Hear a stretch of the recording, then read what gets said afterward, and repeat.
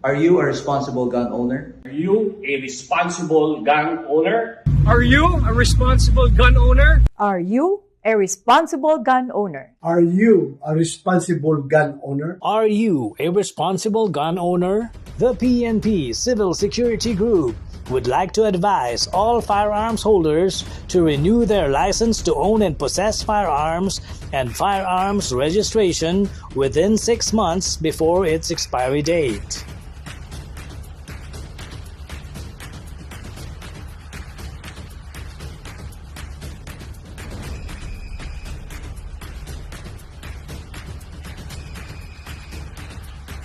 Tumawag na at makipag-ugnayan.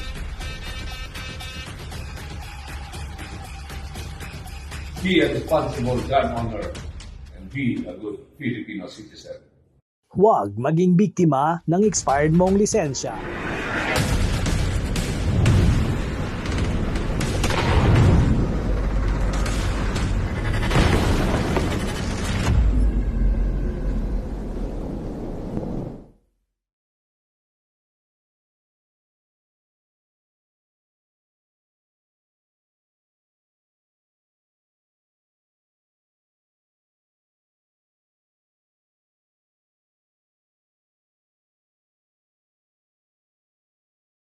Right, Trust Trade po, no? Magtech and Taurus PT92AF. Maraming salamat po, Ma'am Joy ng Trust Trade, ang ating Vice President ng Trust Trade Firearms. Maraming salamat po sa Ortigas, ano?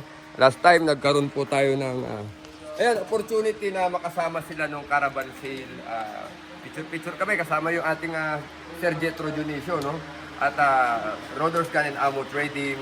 Yan, Ma'am Joy, another review for yung inyong Taurus PT92AF. Yan. So, ibala tayo. Kanina, head to head natin sa Beretta at itong ating 92AF. They are almost the same. Patama. Ganon din naman po. Pero this time, i-picture lang natin itong 92AF. Tingnan natin kung tatama natin. No? Verify natin yung ulo ng board. So, ito. Ayan. So, wala pong tama yung ulo ng board. Gamit natin ang PT92AF. Gamit po ito ng PNP, ng Philippine National Police din, at saka ng Bureau of Jail Management and Penology as issued firearm po, no? So, let us see. Tingnan natin kung tatama natin, no? So, tingnan muna natin sa draw and fire. Mula sa holster, isipin natin bakit nagtiwala ang BJMP at PNP sa baril na ito, no? Tingnan natin kung paano mag-perform talaga yung baril. So, anyway, from the holster, pagbunot natin, dapat tumama sa board. Tumama sa ulo, no? Ayan. Gitnang-gitna po, no? Ayan. From the holster po yan. So, hindi po kakabahan yung mga BJMP personnel natin at PNP personnel natin. Ibig sabihin, once na binunot mo PT92AF, basta tama ang fundamental, tama ang ating marksmanship foundation. Ganyan po ang mangyayari. Tatama po. So, kaya nagtitiwala po ang PNP at BJMP sa baril po na ito. From Trust Trade, no? Alright, ready? Up! Ayan natin. So, A-zone pa rin naman. So, laki ng butas, no? Bakit kaya malaki yung butas, no? Hindi naman to 45, no? Anyway, ulitin natin. Again. So, kaharap tayo. Hindi natin nakikita yung target. Kailangan pagbunot natin, tumama tayo. Ready, up. Oh, naka-safety. So, again, ulitin natin. Hindi natin nakikita ang target board. Pagharap natin, dapat tamaan natin sa ulo. Ready, up.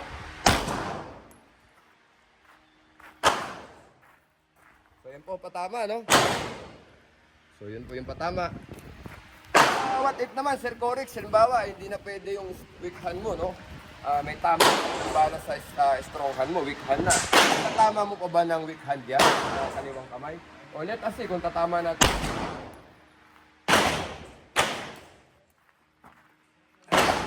Ayan, tumama pa rin naman, ano? O, nag-one hole. O, ulitin natin. Corix, kaya pa rin ba talaga? At baka na-chamba sa patamaan. O subukan natin kung kaya pa rin natin ng weak hand. May tama yung kaliwang kamay, yung kanan na kamay natin. Punta tayo sa kaliwa. Tignan natin kung papasok pa natin. Yun. Chamba nga ba? Nag one hole, no? One hole ba? Tama ba? Doon pa rin sa noo, no? So ganyan po kaganda itong baril na to. So again, maaaring chamba pa rin siguro. Tignan natin ulit. weak hand ulit. Baka nakadalawang tsamba lang po tayo. Weak hand. Sa ulo po, may tama yung ang strong hand natin. Hindi na natin. Ito naman po, no? So yun po, wala tayong masasabi sa PT-92AF. Maaaring ito ay ginawang issued firearm ng PNP at ng Bureau of Jail Management and Penology, BJP. Kasi nga po, reliable at accurate. So yun lamang po, maraming salamat Trust Trade, Ma'am Joy Gutierrez, Wanggam Pilipinas. Ingat po tayo palagi.